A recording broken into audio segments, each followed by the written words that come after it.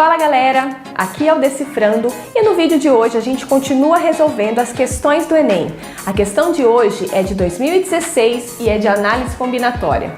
Fique aí com a gente, fique esperto para aprender junto.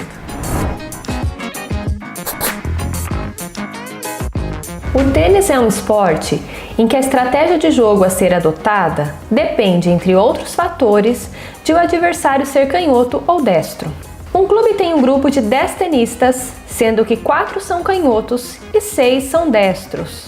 O técnico do clube deseja realizar uma partida de exibição entre 2 desses jogadores, porém, não poderão ser ambos canhotos. Qual o número de possibilidades de escolha dos tenistas para a partida de exibição? Nós temos aqui uma questão clássica de análise combinatória, muito comum no Enem e em outras provas de vestibulares também. Vamos começar escrevendo as informações. Nós temos 10 tenistas, onde 6 são destros. Bem, o que nós vamos fazer então? Vamos relembrar algumas coisas importantes da análise combinatória e aqui eu tenho uma dica para vocês.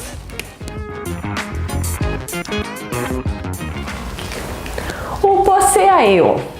O que é isso? Bem, veja. Nós temos aqui em letra maiúscula maiores 3 letrinhas, o P, o C e o A. E eles vão representar a permutação,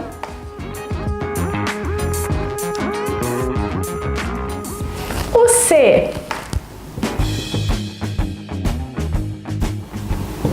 a combinação e o A, o arranjo.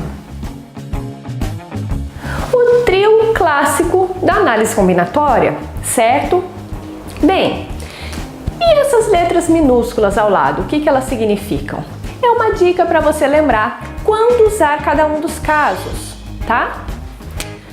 Na permutação, você quer ordenar elementos. E na combinação, você quer escolher. E lá no arranjo, então, que eu tenho o E e tenho o O, eu quero escolher e ordenar.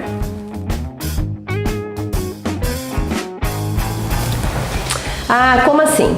Bem, na permutação, o que acontece aqui? Vamos dizer que eu tenho 10 elementos. Eu quero ordenar os 10.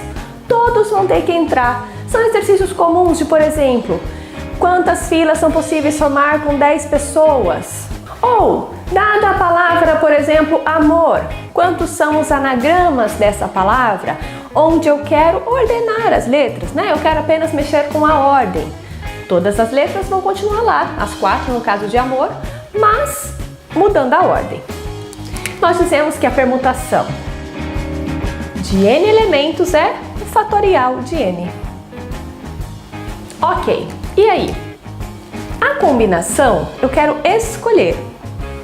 E no arranjo, escolher e ordenar. Eu vou começar pelo arranjo. Escolher e ordenar, por exemplo, eu tenho 10 pessoas, mas vou formar uma fila com apenas 6. Então não vão entrar todas as pessoas nessa fila, apenas 6 dentre os 10. Então eu preciso escolher quem é que vai para a fila e ainda, já que é uma fila, ordenar quem está naquela fila, certo? Será que você lembra da formulinha do arranjo? Vamos escrever aqui.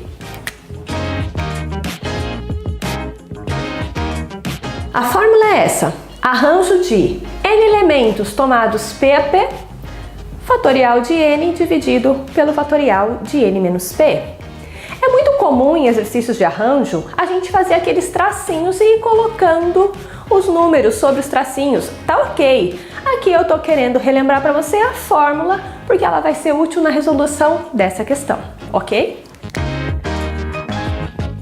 E a combinação? Na combinação eu quero escolher, mas a ordem ali não faz diferença para mim. Por exemplo, naquele caso das 10 pessoas, que eu ia formar uma fila com 6, eu faço arranjo de 10 tomado 6 a 6, como que eu posso formar filas daquelas 6 pessoas escolhidas, dentre as 10. No caso da combinação, é se eu quero, por exemplo, fazer um grupo de pessoas. Vamos dizer que daquelas 10 pessoas, 6 vão ganhar uma viagem. Bem, eu quero apenas escolher as 6 que vão ganhar a viagem. Não importa a ordem, porque as 6 vão ganhar a mesma viagem, por exemplo. Então, o que acontece é que a gente diz que no caso da combinação, a ordem não importa. E a fórmula fica como?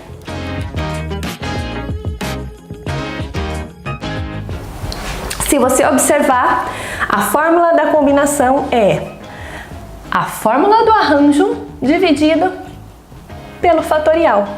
Porque a gente vai dividir pelas permutações dos elementos. Porque não me interessa as permutações entre eles, porque eu só quero um grupo e não algo onde a ordem importa. Relembrando isso aqui, vamos voltar para a nossa questão. Nós queremos escolher os 2 jogadores que vão fazer essa partida de exibição, certo? E a ordem vai importar? Pensa comigo, jogador A, jogador B.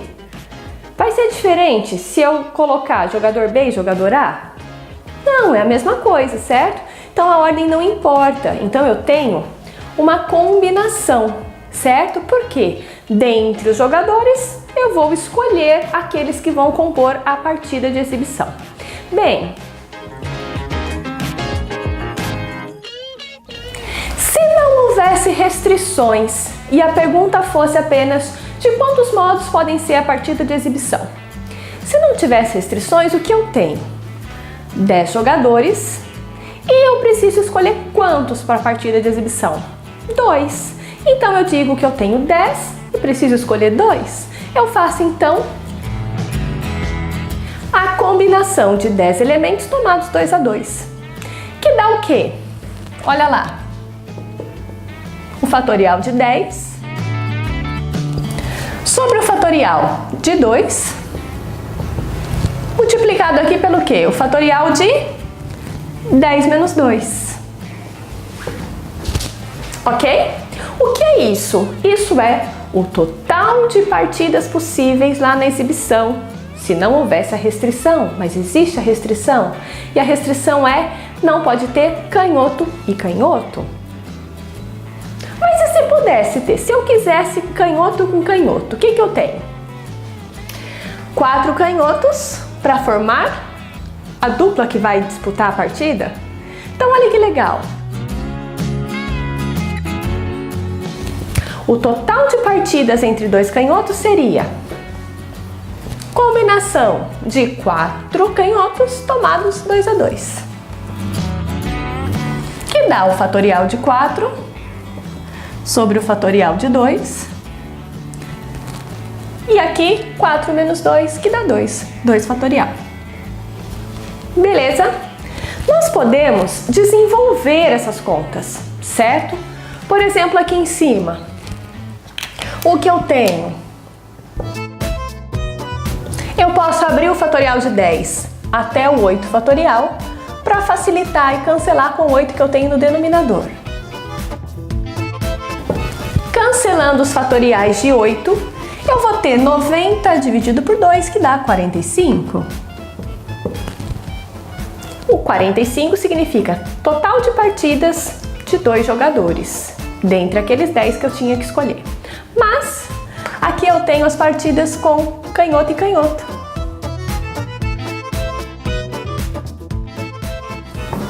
O que dá ali, ó? Posso cancelar o fatorial de 2, fica 12 sobre o fatorial de 2, que dá 6. E aí? O total de partidas definida pela condição de não poderem ser 2 canhotos vai ser as 45 menos as 6, que dá 39. Acontece que nas alternativas não tem esse 39 aí desse jeito não, certo? Nas alternativas nós temos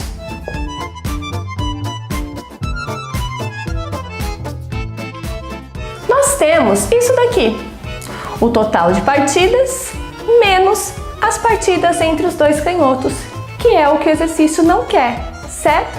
Então veja, a resposta nas alternativas está assim. E esse tipo de resposta, usando a notação de fatorial, tem sido cada vez mais comum no Enem. Então é importante você entender, mesmo que você tenha feito, talvez, pensando em 10 na 2, eu poderia pensar que eu tenho 10, 9 lá pelo conceito do arranjo e dividir pelo fatorial de 2, porque não interessa as permutações. Mas o que aconteceria? Se você só olhar para o 45, você não consegue enxergar talvez que isso aqui também é 45? Ah, mas e aí? Perdi a questão se for assim? Não, a minha sugestão é, caso você chegue no 45 e no 6, olhe para as alternativas e veja qual delas representa o valor que você chegou. Beleza? E essa foi a nossa questão de análise combinatória. Curtiu? E aí, você gosta de análise combinatória? Conta aí pra gente nos comentários. E se você ainda não se inscreveu, aproveite para se inscrever e ficar atento com as nossas atualizações, que ainda temos muitas questões do Enem pra gente ver. Lembre-se, a gente tá junto.